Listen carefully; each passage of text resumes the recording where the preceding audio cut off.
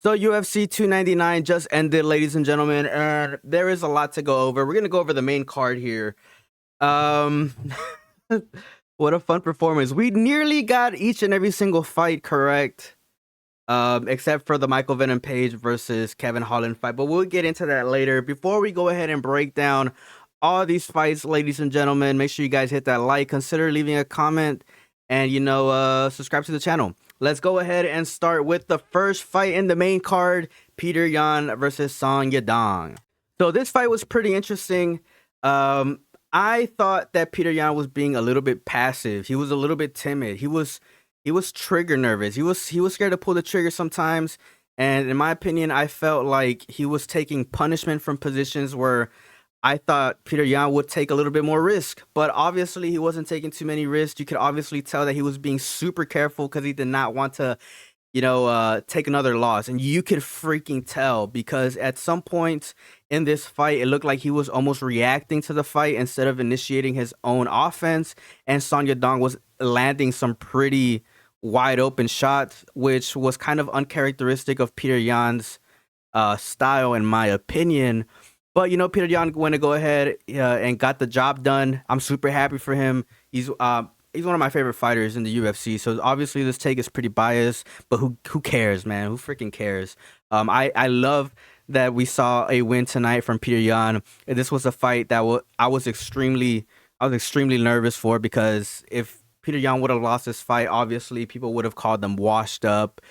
Sean O'Malley probably would have said that he's on his way to fight bare knuckle boxing. So I'm very happy, that Peter Yan got the job done. As far as Song Yadong, he looks solid out there. I think that he's gonna make a run again sometime in the future. He's very young. He's only 26 years old, and with this fight under his belt, obviously he's gonna take this fight as a learning experience, and I think he will make the correct adjustments. Super young. I think he'll make another run towards the top of the division before his career is over, for sure. All right, and now the unfortunate news that I have to announce. We got the freaking prediction right, ladies and gentlemen. Unfortunately, like, I know that's a crazy sentence for me to say. I really wanted Burns to win this fight just because, like, he's an obvious favorite for obvious reasons, man. I love that guy is really good at grappling. I love that he has that never die mentality. But we picked Jack Della Maddalena to win this fight because, it's Jack Della Maddalena. He has that super long, crazy win streak. Like I said in the video from yesterday, my brain was telling me Jack Della Maddalena, but my heart was saying we can't just pick against Gilbert Burns, right? And we almost got the pick wrong because Gilbert Burns almost lost. He almost won the fight. Sorry, he almost won the fight in round 2. I think if there was an extra 30 seconds on the clock, I think we could have gotten, a win from Gilbert Burns tonight. But unfortunately, that's not the case. Jack Della Maddalena knees the fuck out of Gilbert Burns' torso. He really hit him with like his thigh more than his knee, but it was able to do enough damage to lay down Gilbert Burns, and Jack Della Maddalena gets the win. It's going to be very interesting to see who he fights next. I think that Jack Della Maddalena needs a little bit of tweaking whenever he is on the ground, because in my opinion, he was making some questionable freaking decisions on the ground. He was making some very questionable decisions on the ground, ladies and gentlemen. Obviously, we know that his striking is a lot better than his wrestling and his grappling. So he needs to go back into the gym, film study this fight, and fix some of those errors. In my opinion, he was a little bit too early with exiting some of the positions that he was in, and hopefully he's able to fix some of those mistakes. But congrats to Jack Della Maddalena. We got that pick right. First and foremost, I would like to apologize to Mr. Michael Venom Page. I'm sorry, sir. I wasn't familiar with your game. Now, for Kevin Holland, I feel like he made a lot of bad decisions in this fight. I think that he fought in a way that played into all of Michael Venom's strengths, in my opinion. He committed to a lot of shots. When he was losing positioning, he was overcommitting to punches, which was pretty much playing into Michael Venom Page's counter striking. My opinion, there's a lot of questionable decisions, a lot of questionable words by the coaches. I would be surprised if he came out and said that he actually film studied for this fight. If I'm being completely freaking honest, uh, I think that Kevin Holland still has enough potential left in him to be a great fighter, to be a high-ranking fighter in the division that he's in. But man, oh man, I'm just being completely honest. I feel like he made a lot of bad decisions from a tactical standpoint. All right, now for my personal main event, which was Dustin Poirier versus Benoit Saint-Denis. Let's take a moment here, ladies and gentlemen, to point and laugh at the guy who bet $120,000 against Dustin Poirier. What the hell were you thinking? You should have done your homework. I freaking told you guys, and I don't mean to rub it into anybody out there, but I told you guys to just be aware that Benoit Saint-Denis was making a huge jump in the rankings. Making a huge jump in the rankings that was too freaking hard to ignore. He went from Matt Frivola to Dustin freaking Poirier. Dustin Poirier is a fighter who's consistently been a top 5 for years. For freaking years, ladies and gentlemen. And I told you guys that jumping competition is just too freaking hard to ignore. How could we not bring it up? There's a lot of people out there who did breakdowns. And I'm just like, wait. Why aren't you guys bringing up the fact that Dustin Poirier is that guy? Like, he is that guy in the freaking lightweight division. He's been highly ranked for a majority of his freaking career. For years, right? And there's been fighters that have came in, came out. Dustin Poirier has still remained in the high ranks. It was a super dangerous fight, and there was a lot of people that were counting out Dustin Poirier because of this stupid speculation that he is an old-ass fighter. Like, I just don't understand. I don't get it. Look, I'm gonna be honest with you. I told you guys in the last video that Benoit Saint-Denis is also the type of fighter who has like a soldier mindset. He's not really focused on like defending himself all too much, and he's a fighter who tries to tough it out, right? And it goes well with my analogy. He has a soldier mindset. Whenever soldiers go into war, they're going into war ready to die. When martial artists go into war, they go into war with a idea of preserving life. It's just a completely different way of thinking about it. I feel like Dustin Poirier is more of a martial artist. Benoit Saint-Denis was more of a soldier. That's pretty much how I went about it. And we freaking saw that. We freaking saw that. Crazy. Obviously, this fight was a southpaw versus southpaw, but I mean, Dustin Poirier beat Benoit Saint-Denis in pretty much every single aspect there is to striking. He beat him in the footwork, he beat him in the distance, he beat him in the angles, he beat him in the positioning, he beat him in the timing. I mean, I could just go on for days. Benoit Saint-Denis was having a lot of success in the grappling. For whatever reason, he wanted to stand and bang against someone like Dustin Poirier. I feel like he was straying away from his original strategy, which I thought was pretty smart. And he got caught. But it is what it is. No surprise here. If I'm being completely freaking honest, no surprise here.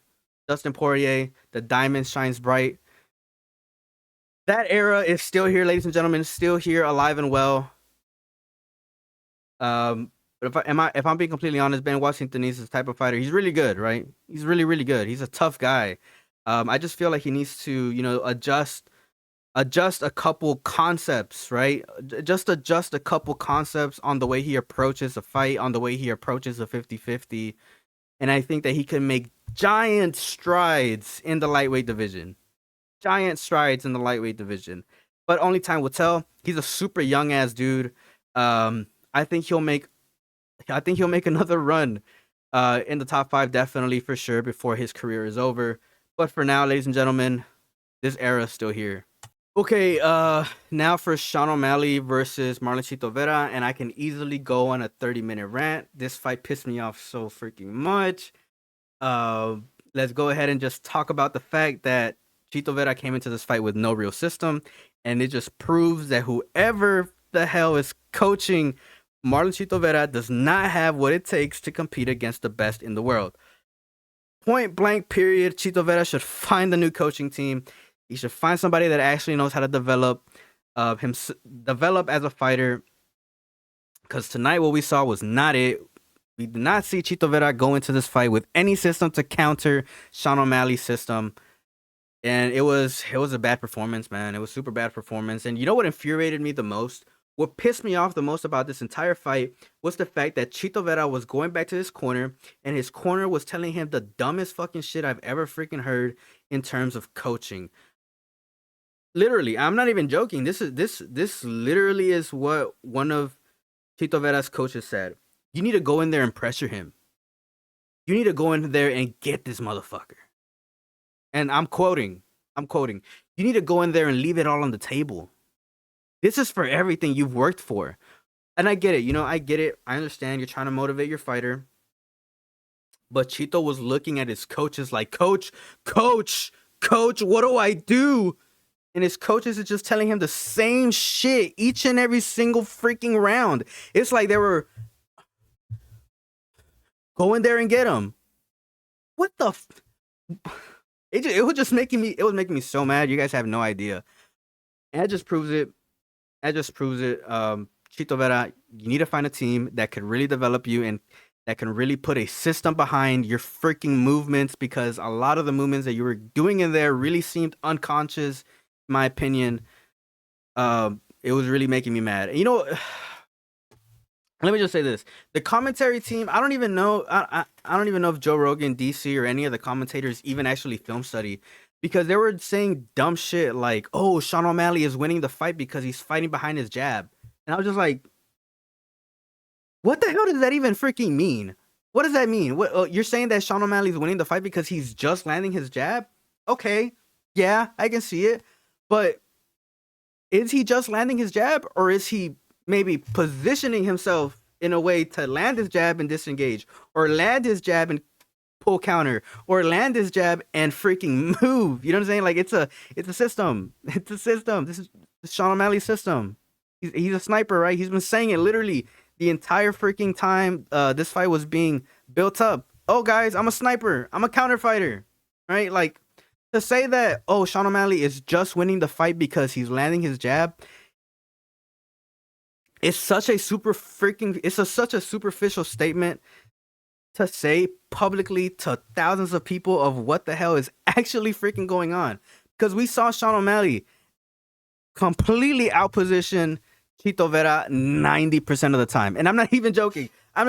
From start to finish, 90% of the time, Sean O'Malley was outpositioning Chito Vera.